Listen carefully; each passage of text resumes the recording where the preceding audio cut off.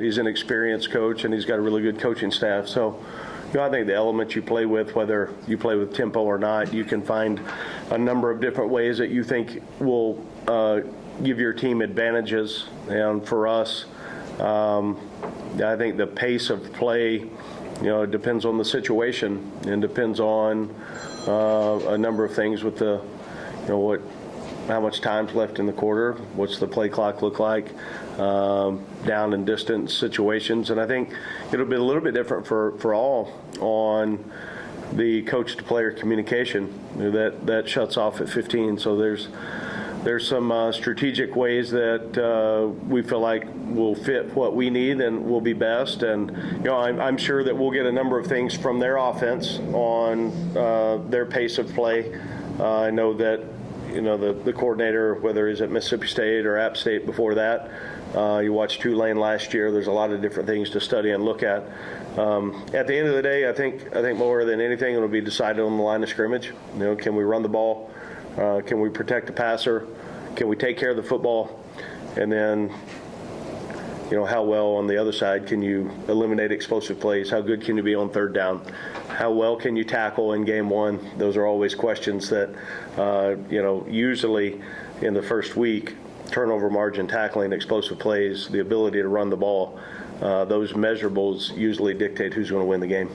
In that sense, because you know him so well, is it easier to scout him despite all the new players they have because you know him so well? No, I don't think so. I think, we just got to piece together, hopefully. And every game, you guys know this, every game there's in-game adjustments. Week one, you feel like maybe there's a few more just because of the newness of their roster, and completely new coaching staff. I do know this, they'll be very well coached and they'll play extremely hard and they'll be a tough team. That's the hallmark of really who he is. Coach, on the defensive side of the ball, looks like some movement with Jetty Ladd more so in a cornerback spot this year than that nickelback with Baldwin bumping from strong safety to nickel. Is that based on more so their skill sets, or is that just based on the depth that you guys brought in this year? Oh, I think, really on that situation, we've trained a number of different guys in different spots, and I think the more that a guy can play either the nickel position or either of the safeties, and now I think we've got a handful of guys that can play multiple spots on the back end. I think Jet has made, I would say, of guys returning in the program, he's probably made as much or more progress than anyone on his position flexibility, his understanding of the scheme, and then he's been a playmaker for us through fall camp. We're excited about what he's done.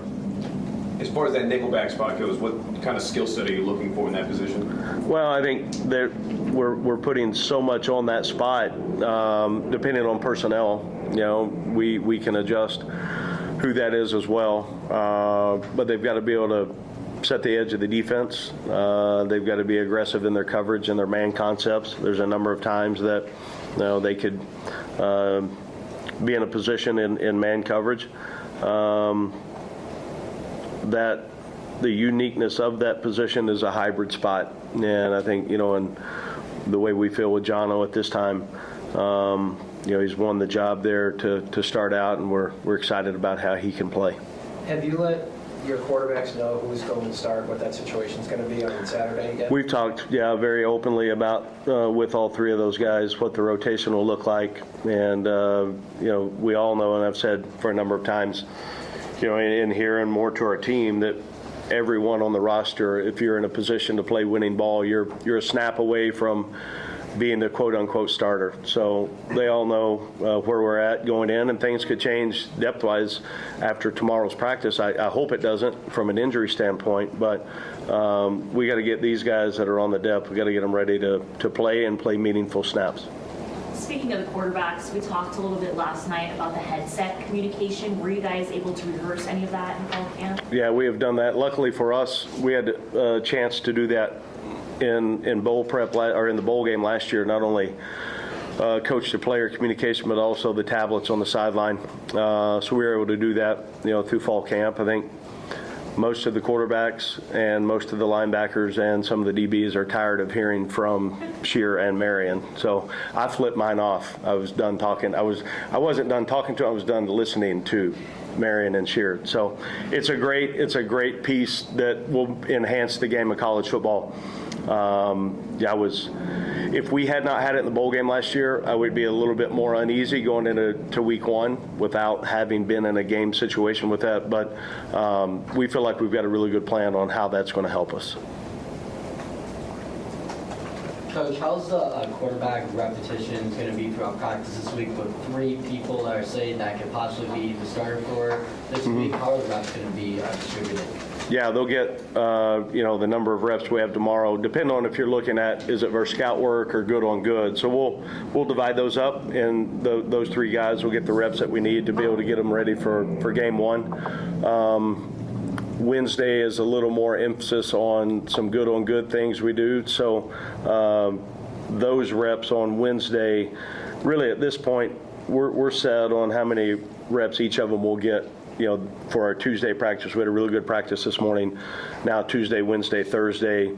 On Friday for us, we do a lot of work on the field before we get on the plane to go. So those are scripted out pretty well, and I think you always look. We have a 2:00 staff meeting today. We'll go through the reps. We look at what we need. Do we need to add a couple for tomorrow in certain situations? So that'll adjust week in and week out on what that looks like. So you anticipate like Thursday, Friday that the quarterback that will be starting to get more good on good reps? No, I don't think so. Because you look at the importance of getting everybody game ready, and those reps. Certainly, when we get into a 2-minute situation, then we'll change the rep count on that. Some red zone work, we'll change the rep count on that. But other than that, we need guys to get as many reps as we can. The only way to get good at football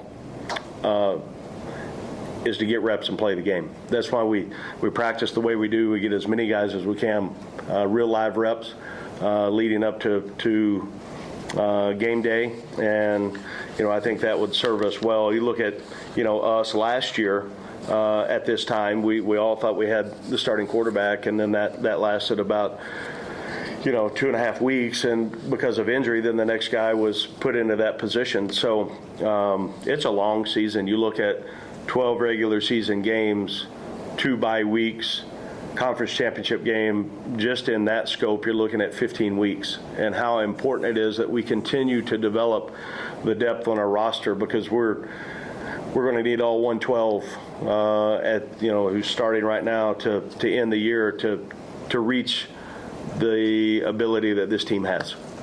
Can you give us your read on their quarterback, their starting quarterback? Yeah, he's a good player, super talented. Been impressed with the film that we have seen on him. I think he's athletic. He's obviously big in size, long strider, but he covers a lot of ground. He looks fast, looks durable to me. Throws a great ball. I don't know that there's a throw he doesn't make and can't make. Very impressed with him.